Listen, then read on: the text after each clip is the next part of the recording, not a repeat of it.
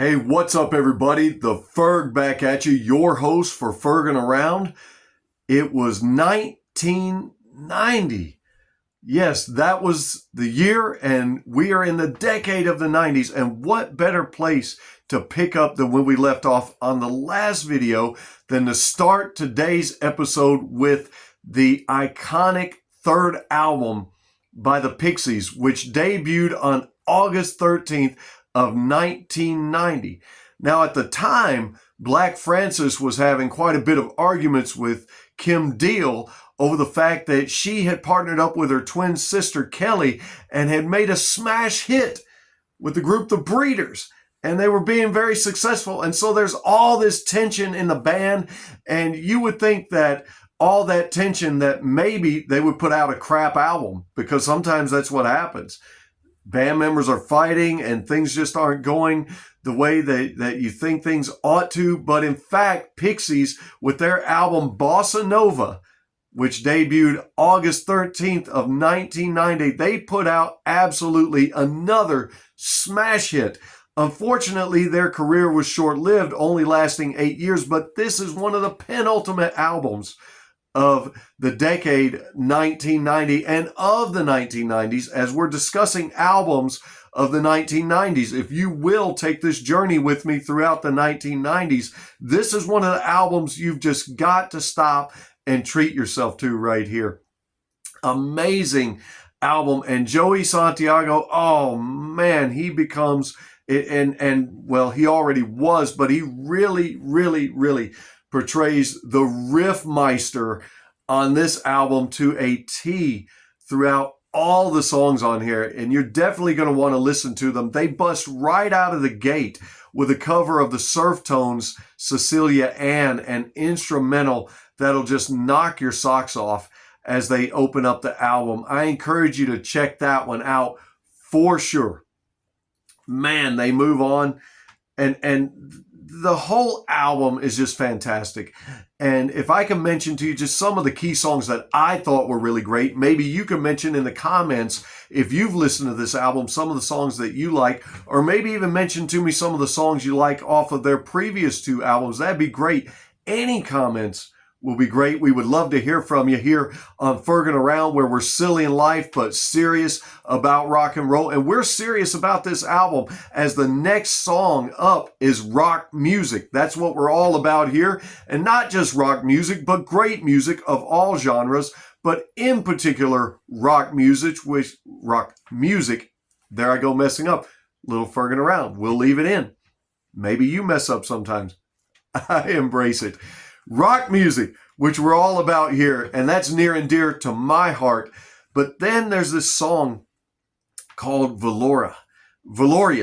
If you listen to it, not so much the voice and the singing, but listening to this song was very reminiscent of something Nirvana-esque, And I'll tell you what, not so much that they did it better, or not so much that they did it first before Nirvana, but listening to it, it just really reminded me of something Nirvana would play.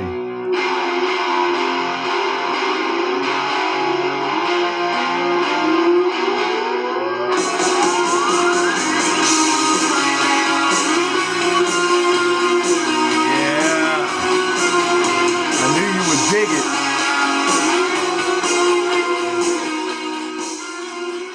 You've got to check that one out. If you're going to check out any of the songs on this album, Valoria is the one to check out. But the entire album absolutely is just phenomenal. And I would inspire you guys to go and listen to it. If you'll pardon me while I'm doing a few other things, but I'm doing it for you guys. So maybe you could get a little bit of a sample. Don't want to play too much and get myself in any copyright trouble.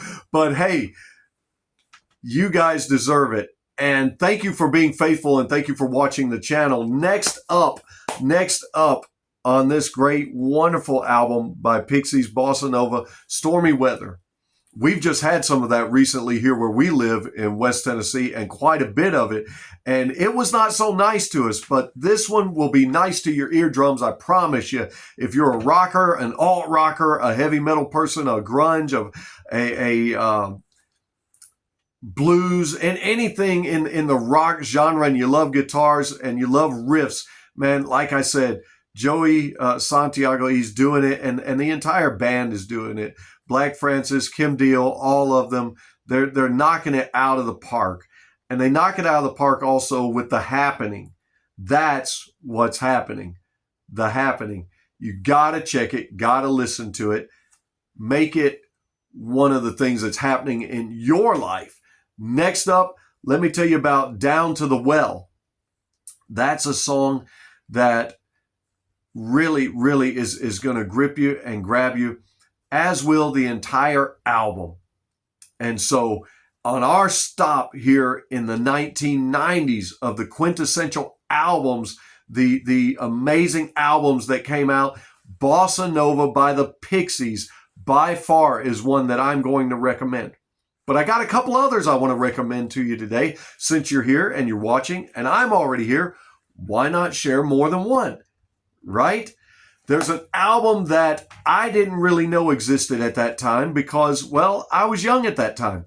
In the year 1990, I think I was in 8th grade, and although I had been introduced to a lot of hard rock and heavy metal bands and acts, by and large through MTV, somehow this one slipped by me. And I don't want it to slip by you, and that's why I'm going to tell you about it here today. There's an album put out by World Party, which is basically Carl Wallinger of the Waterboys. He put out this album called Goodbye Jumbo on April 24th of 1990. And having gone back and listened to that album, I found some amazing tunes on there that I want to inspire you guys to go and check out for yourselves. First up, check out the tune Way Down Now. You're going to love it. And you're going to get way down with the music. And in fact, the music on this album draws on so many other influences. And while Carl may not mention to you that he drew upon these influences, if you've ever listened to some of these I'm going to mention, then you go and listen to Goodbye Jumbo, you'll definitely pick up on this with your ear, and you'll be pleasantly pleased, because when you hear influences of former bands that are now influencing the band you're listening to, takes you to a place of nostalgia, and it takes you to a safe place at home, and it just makes you want to rock out. This is an album I definitely plan to buy this year, and I'm not going to let it slip me by again. Please don't let it slip you by. You're going to hear influences like Bob Dylan. You're going to hear influences of some songs that remind you of Prince. And so let me name some of these. The next song, Put the Message in the Box. Man, when I listened to that, I just heard Bob Dylan over and over and over. And that's what makes that such a great song. Not so much that I heard the influence of Dylan, but if an artist in 1990, when grunge is knocking at the door, when hair metal's on its way out, and grunge is knocking at the door, and alternative is coming in, and people are looking for different new things, to go back to something familiar like a Dylan type sound and wrap it in new packaging and make something special and amazing out of it. That's exactly what Carl does here with this song. He makes something wonderful, and so you want to thank him for that. Well, the next song up is Thank You World. And that's a song that you're going to want to listen to. I believe there was a video to that one that became pretty popular back in the 90s due to MTV. Thank God for MTV back when I was growing up. I'm sorry you guys, a lot of you that are new listeners, you missed out on it, and I'm ashamed that you did, but I'm so thankful that we didn't miss out on it. And don't miss out on this next song, Sweet Soul Dream. And if you didn't have a trained ear, and if somebody didn't tell you, and if somebody didn't tell me, I would have never known that Sinead O'Connor was singing background vocals on that one. That was pretty awesome. I love finding little nuggets like that, little nuggets of gold in the music like that. Now, that's why I wanted to share that with you. So check that one out, Sweet Soul Dream, and see if you can hear Sinead singing in the background. She also is going to be featured in this journey along the 90s, because I'll tell you what, she hit it big in the 90s, becoming an absolute megastar, putting out some great lyrics to some great songs and a great album. We'll talk about that later. But the fact that she's on this album, I think, is pretty special and pretty cool. It's okay sometimes to highlight another artist who comes in as a guest. And hopefully sometime or another, I'll have some guest stars on this show for you. That will keep a secret until it happens. Next up, Show Me to the Top. Listening to that song, I'm going to tell you, it reminded me a lot of Prince. It really did. And nobody did it better than Prince throughout the 80s and 90s. And he's missed sorely to this day. What a fantastic, phenomenal guitar player, but what an artist altogether. And anybody that can draw upon Prince as their influence, not sure if Carl would say that he did that with this album, but if he did, you can never go wrong by drawing on the influence of someone as wonderful, special, talented, and gifted as Prince. And that's what that song reminded me of. I'll tell you the song again. It's called Show Me to the Top. Another song that I really loved on this album is called God on My Side. Now, not to get all religious or anything, we're not going to do that, but that is the title of the song. And listening to that, it sounded very Beatles-esque to me. And again, can't go wrong with anything that sounds like the Beatles or anything the Beatles ever put out. Almost everything they touched seemingly turned to gold, or platinum rather. And this album, man, it really should have went platinum. And maybe it did. I'm not sure on that, but I am sure that I want you guys to listen to it. I want you to listen to Ain't Gonna Come Till I'm Ready, which you hear a lot of funk and soul and blues in that song. I don't know about you guys, but I'm all about some funk and some soul and some blues from time to time, especially on a good rock album, especially because rock and roll pretty much would not be here without the blues or without soul, which also later on went into funk, and rock and roll draws on so many different influences, jazz and gospel and country and rockabilly, and makes it truly a beautiful art form. Carl Wallinger truly put together a beautiful album, Goodbye Jumbo. You've got to put this one in your must-listen list. Also, I'll give you another song to put in there, Take It Up, which again reminded me of Dylan.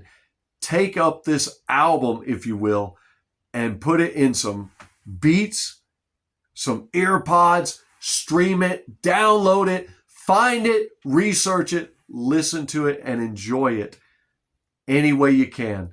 You're not going to hate yourself for doing so. I promise you that. So that's two albums in the year 1990 that I think you guys would enjoy and love listening to. Now, this third and last one that I want to talk to you about, it really warms my heart and makes me proud as a lover of rock and roll music to tell you about this one, because for years and years, for decades, fans have been dying and clamoring for this type of album from this artist, because he's such a great artist, coming all the way through the classic rock era, all the way up through the 80s, and had done things his way. The entire way had done things his way, and often doing things different. And sometimes the album sold, sometimes they didn't.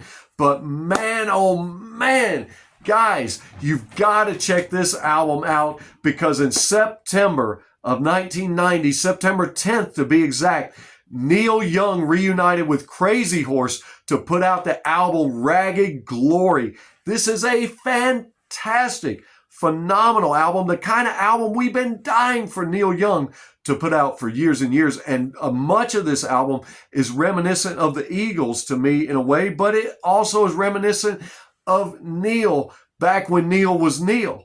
They said with this album that feedback is back, and that's true. You guitarists and you guitar players who play with amps and have been musicians, you know exactly what I'm talking about when I say feedback. Yeah, well, that was back as Neil Young reunited with Frank Pancho Sampedro on guitar and Billy Talbot on bass, Ralph Molina on drums, to put out one of the best albums he's ever put out. And so if you're going to go on this journey of the 1990s and stop off at some of the best albums of that decade, you've got to stop off at Ragged Glory with Neil Young and Crazy Horse.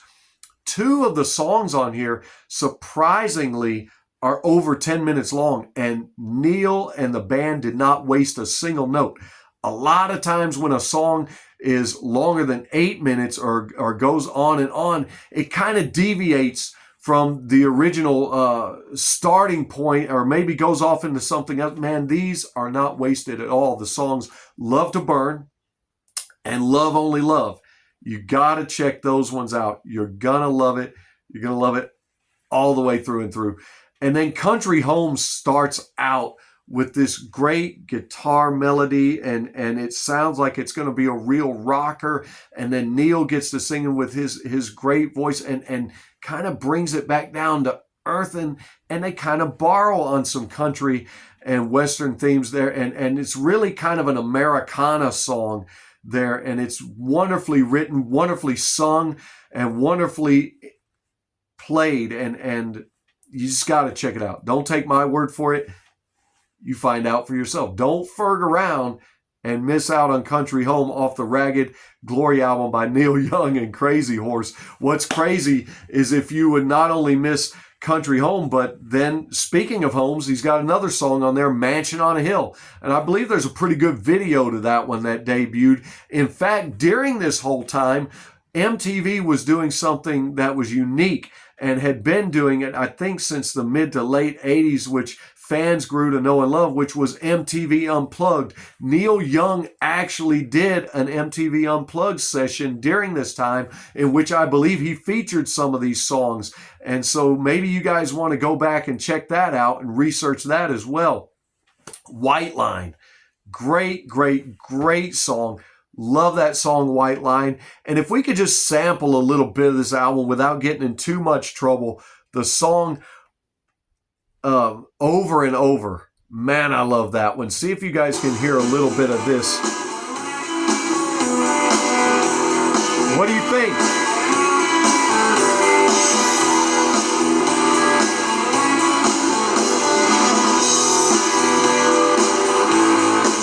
That's what we want from Neil Young, baby.